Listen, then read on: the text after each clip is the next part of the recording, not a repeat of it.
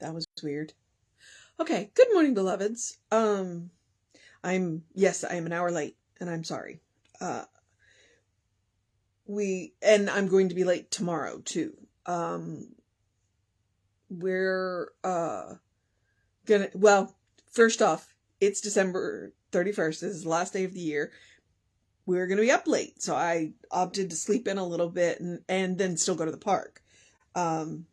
And so we are going to,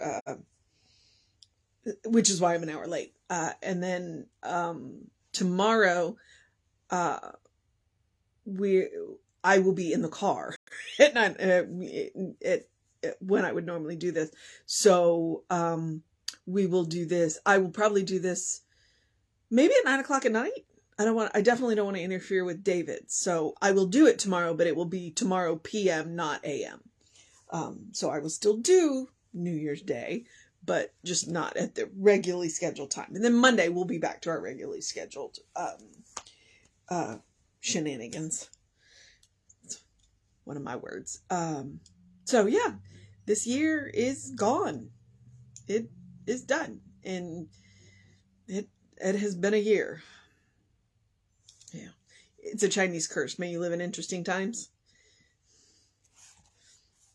I'm starting to see memes talking about how, precedented times would be nice and, things like that. So, but they are what they are and they will be what we make of them. And that really is the secret there. Your perception really does define your life. So be aware of that. All right. It is December 31st. Our title is Living Today. The quote, because there is only one, is that ye put off concerning the former conversation, the old man, and be renewed in the spirit of your mind. And that is Ephesians 4:22 and 23. I have no idea what that Bible quote is about, but this is an Ernest Holmes reading, and he might tell us. Okay. It is not the particular negative experience that we have gone through in the past that destroys our happiness. Rather, it is our emotional reaction to those experiences carried into the reservoir of memory. Many people suffer complete defeat without having really been defeated. Others succumb the first time anything goes wrong. It is the aim of psychosomatic medicine, analytical psychology, and psychiatry to drain out the negative mental and emotional reactions to previous experiences. This is just as real an infection of the mind as there is in any part of our physical body. Almost inevitably, our negative reaction to life, our unhappiness, and perhaps most of our physical disorders are based on unhappy experiences, which are buried alive in our memory. But yesterday can have no reality to us other than our reaction to it. It can have no reality to us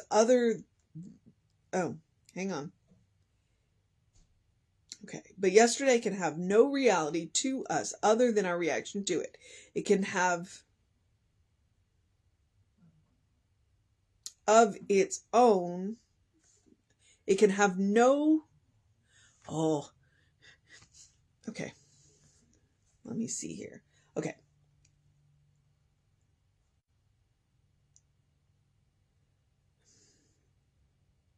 I'm just going to start the paragraph over because I'm very confused. Almost inevitably, our negative reaction to life, our unhappiness, and perhaps most of our physical disorders are based on unhappy experiences which are buried alive in our memory. But yesterday can have no reality to us other than our reaction to it. It can have no reality.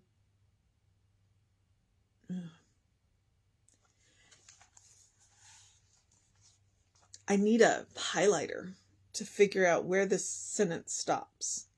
Okay. It can have no reality to us other than our reaction to it. It can have no real existence of its own in today other than as the lengthened shadows of yesterday.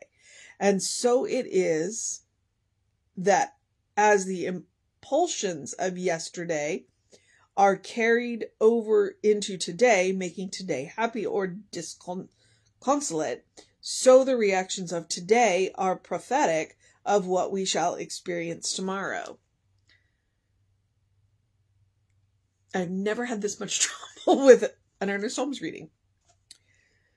Yesterday is gone, tomorrow has not arrived, and I live in an eternal presence, filled with the everlasting good. There is nothing unhappy or morbid in my consciousness. I have no fear of yesterday, nor do I anticipate tomorrow with anything other than enthusiastic expectation. Everything good in my experience shall create my future. I have no fear of looking backward or forward, but realize the eternal day in which I live now. Today is big, with hope fulfilled, with love and life well lived. Tomorrow will provide its own blessing. As I said, that is Ernest Holmes. And honestly, the concept was not the issue. It's the way that the sentence wrapped around the page. I just couldn't figure out what line was what. Now, the interesting thing is I stand by what I said before I even read the reading. It is our perception that makes our world. And that is exactly what he said. In there, he said it is our negative experiences. It's when we let our negative experiences color our present. It is the memory of a bad experience that we let color our present experiences. I like the fact that he said it's like an infection. It's an infection in our mind, in our memories, instead of just in our bodies. And so that is the goal, is to root out that infection. It doesn't mean that it didn't happen. What it means is that we've learned the lesson and we can move on and let it go. And that's one of the things that I say fairly regularly is you unless you fail to learn something, you have never truly failed. And then I lean back into a master has failed more times than an apprentice has tried. And then there's also that be willing to suck at something new, because when you try something new, you're not going to be good right out of the gate. You're just not. I would be appalled if I went back and watched the first 2 or 3 of these live streams that I did. Maybe I wouldn't be, because there was a learning curve. I had to get my feet underneath me. I had to figure out what I was doing. And today you watched me absolutely struggle to read this. And literally it was the physical act of reading. And I'm just like, I acknowledge it and move on. So my eyes are just messy today. It is what it is. And so that is what it is. When we have an experience, when we go back and remember a bad experience,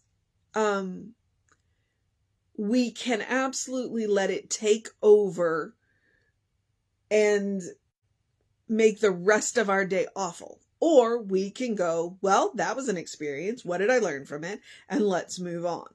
And let it go. We don't want to let it fester. We don't want to let it infect today. And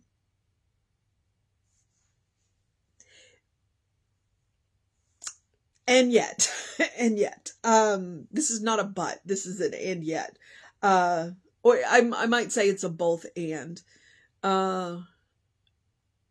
Things happen. Things happen that make us sad. And they're going to make us sad when we remember them. And we need to be okay with experiencing that emotion. I've never surfed. Maybe I should learn.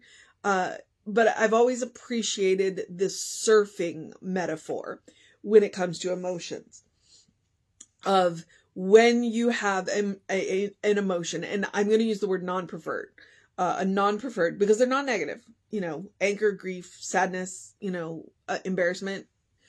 We don't prefer to have them, but there's nothing inherently wrong with them.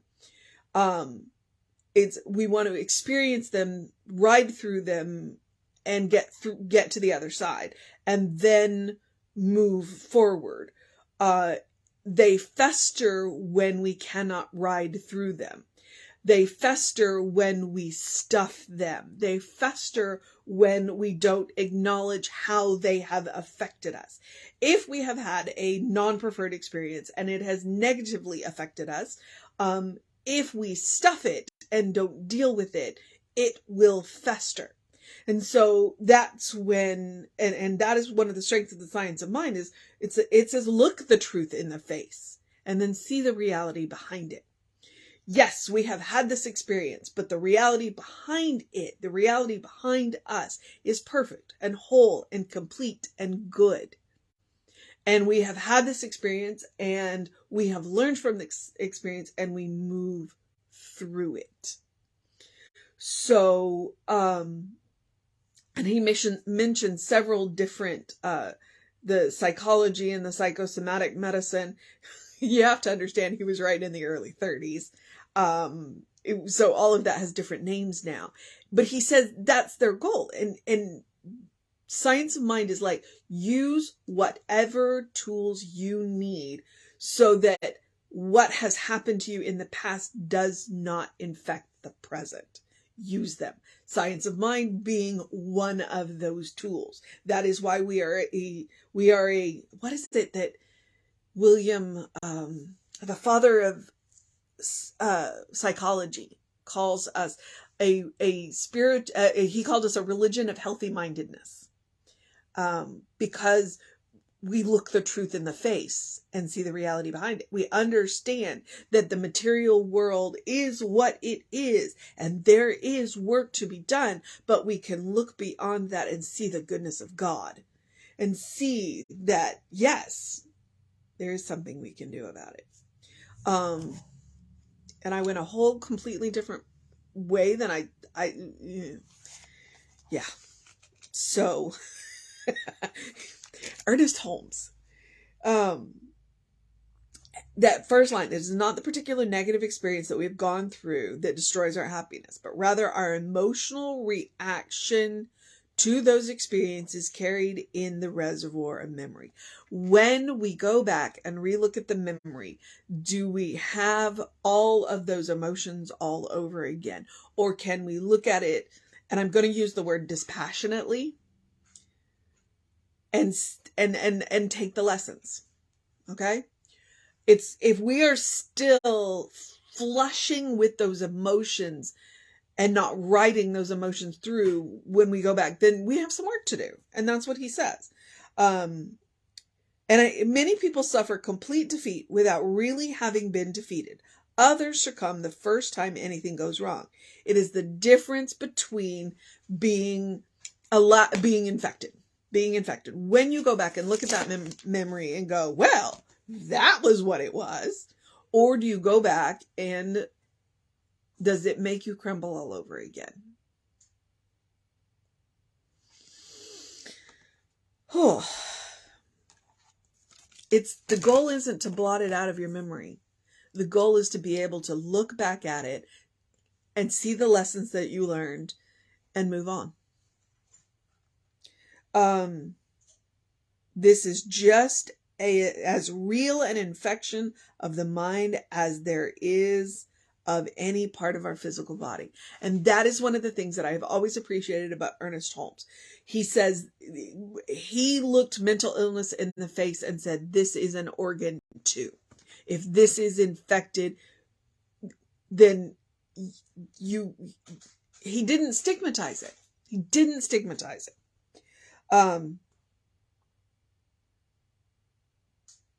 Okay. And then he says they're based on unhappy experiences which are buried alive in our memory.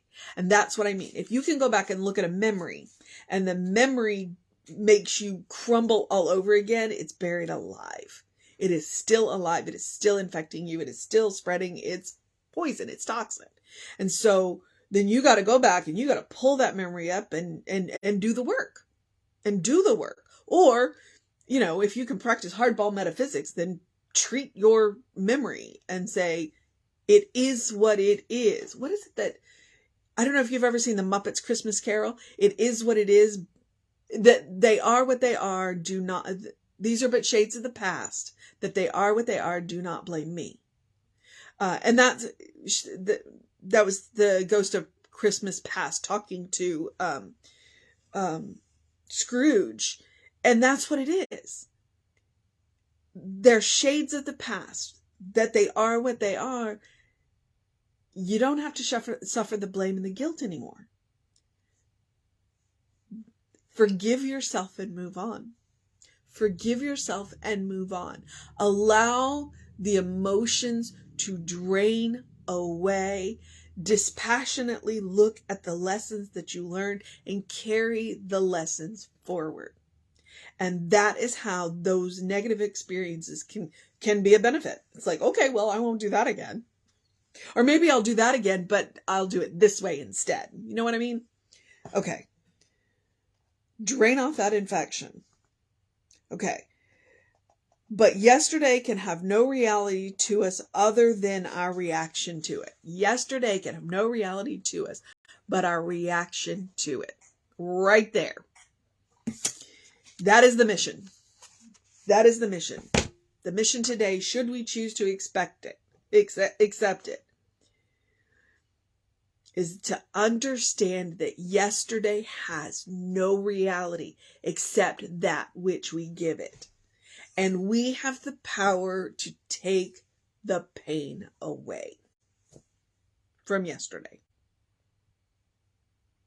And if we do not, then he gave us a list of, although they've changed names now, because, you know, we're talking about almost 100 years, of psychology, of psychiatry, of all of the wonderful and different therapy techniques that we know today, where we can go and drain off the infection of a negative experience.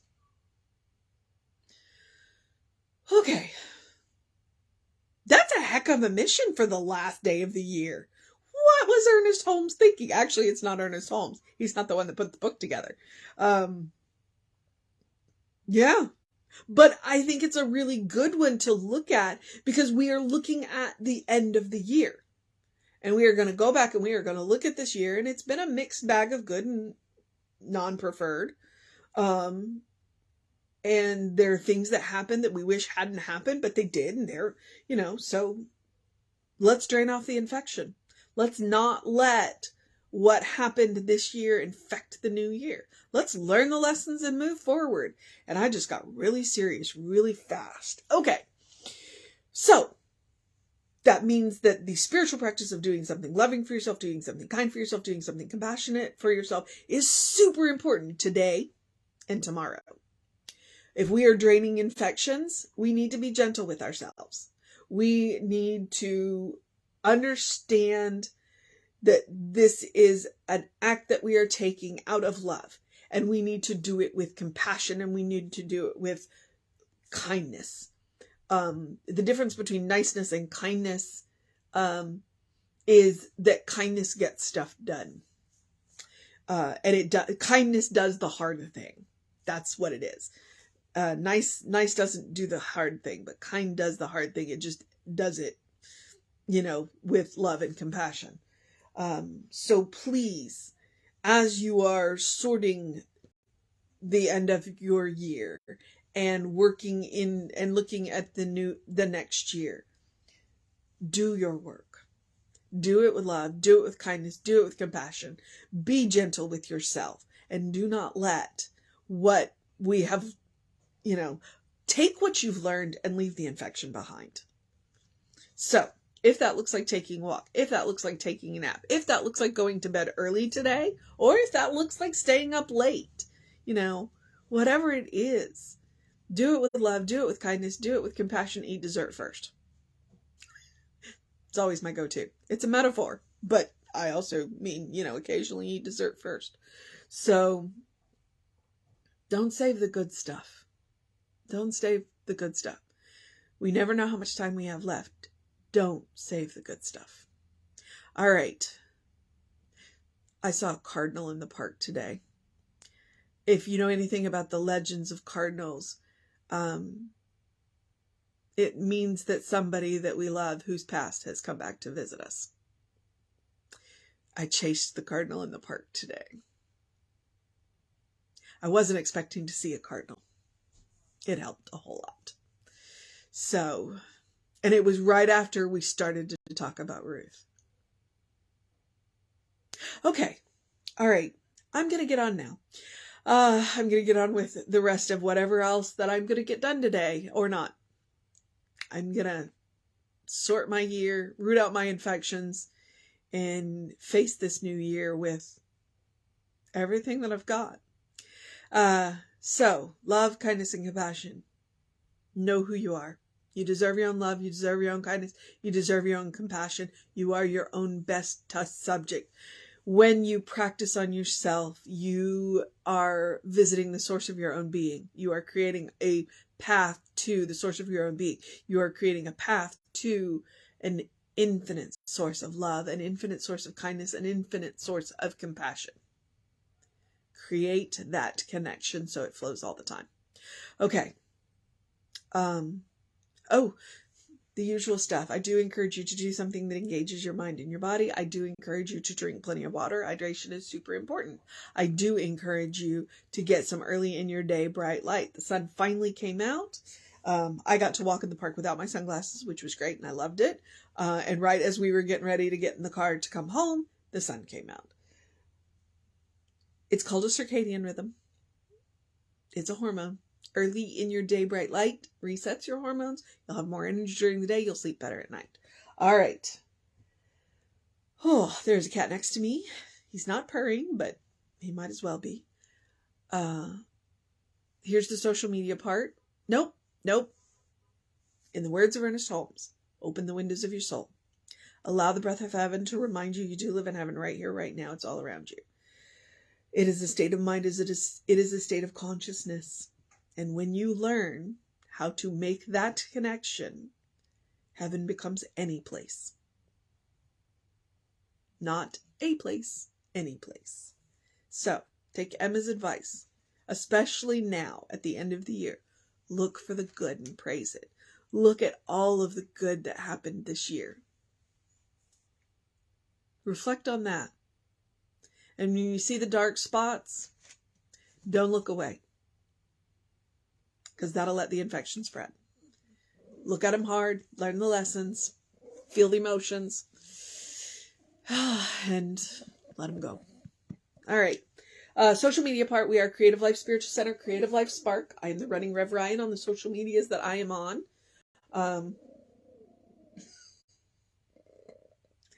If you want to know what's going on at the center, email info@creativelife.org. I kind of hope you can hear the squeaky purr she's got. This is sugar. If you want to know what's going on, email info@creativelife.org. The hot links in the email are hot. They will get you either to the person that you need or the information that you need. I'm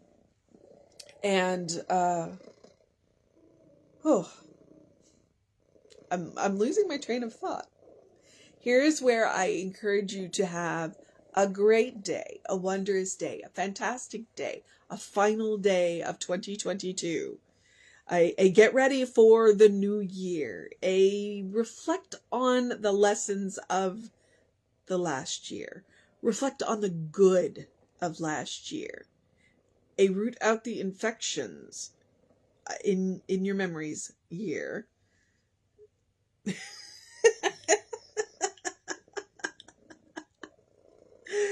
A have an awesome cameo year. Be safe. Have a good day. And if that is too much pressure, simply have a day because you are enough just as you are. As I have said before and will continue to say because it is the truth. You are a beloved child of God. You are a brilliant light. You are a divine spark. You are a godling. You are God in action. You are spirit in motion.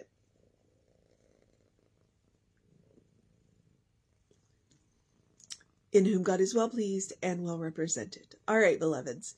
I am a scattered mess, and that is okay. Reverend David should be on around 5 p.m. with you. I will be back with you tomorrow in the afternoon. We'll have an amazing service kicking off the new year. Being at CLC would be a great, or online or in person, would be a great way to start your year. All right? So take care of yourself. Know that you are loved. And I will see you next time. You can do the hand thing? No? All right.